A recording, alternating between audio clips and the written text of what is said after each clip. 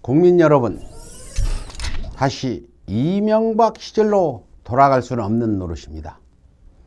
보궐선거 전에는 집값이 조금 올라도 폭등이라고 대서특필하며 현 정부 여당을 잡아먹을 듯이 비난했던 언론들이 국민의힘 오세훈이 당선되자마자 하룻밤 사이 수억이 폭등을 해도 부동산 호조세라며 국민을 대놓고 기만하고 있는 것이 바로 작금 대한민국의 믿기지 않는 현실입니다.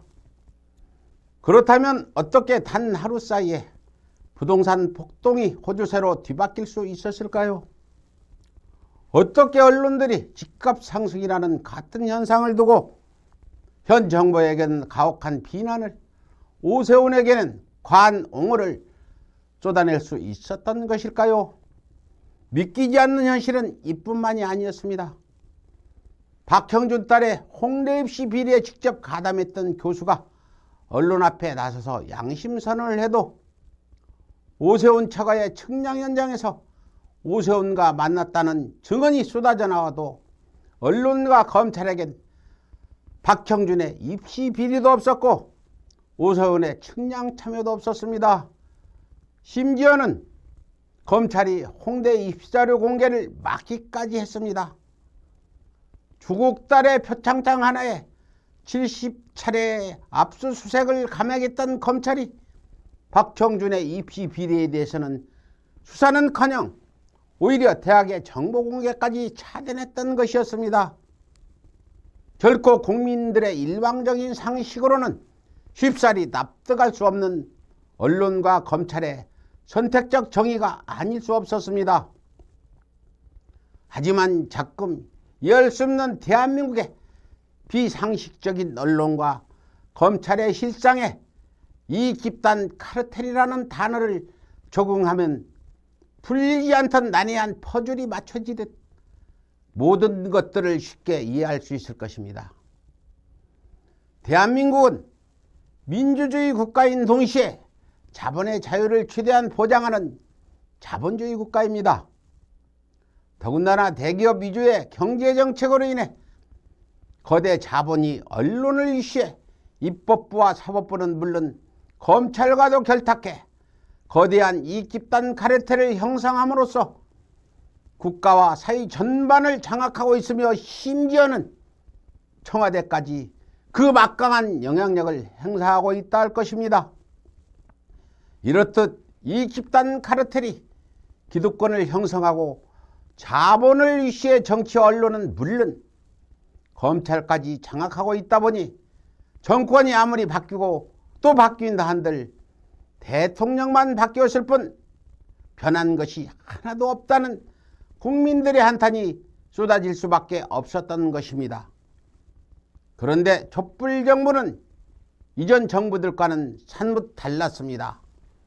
감히 이 집단 카르텔에 맞서 재벌과 언론, 정치를 개혁하고 검찰까지 개혁해서 왜곡된 국가 사유의 지배구조를 바로잡아 국민이 주인 되는 진정한 민주주의 국가로 거듭나겠다는 것이었습니다.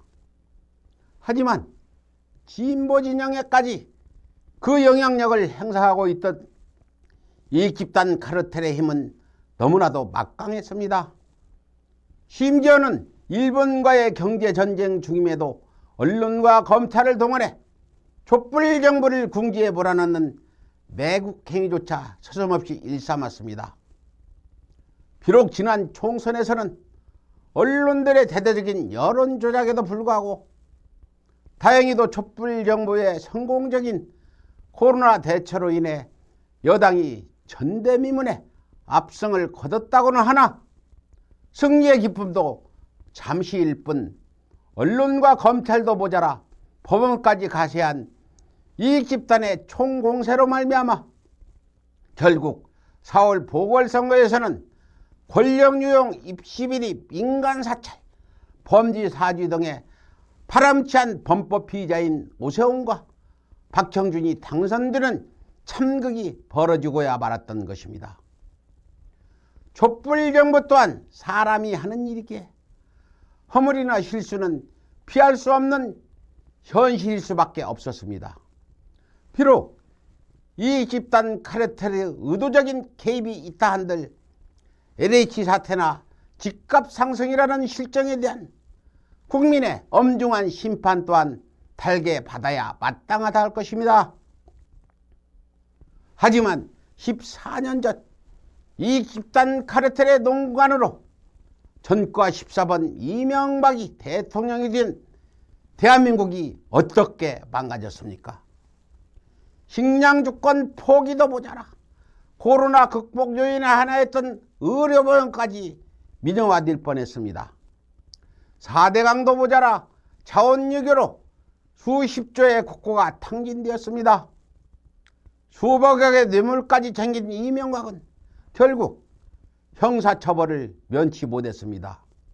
그런데 이 집단 카르텔의 농간으로 MB 아바타라고 불리는 범법 피의자 오세훈과 박형준이 또다시 서울과 부산의 시장직을 차지했습니다.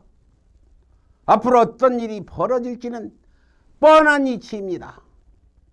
비록 현 정부 여당 역시 허물이 다소 있다 한들 다시 이명박 시절로 돌아갈 수는 없는 노릇입니다. 이상 서울의 소리가 국민 여러분께 전해드리는 호소문이었습니다. 감사합니다.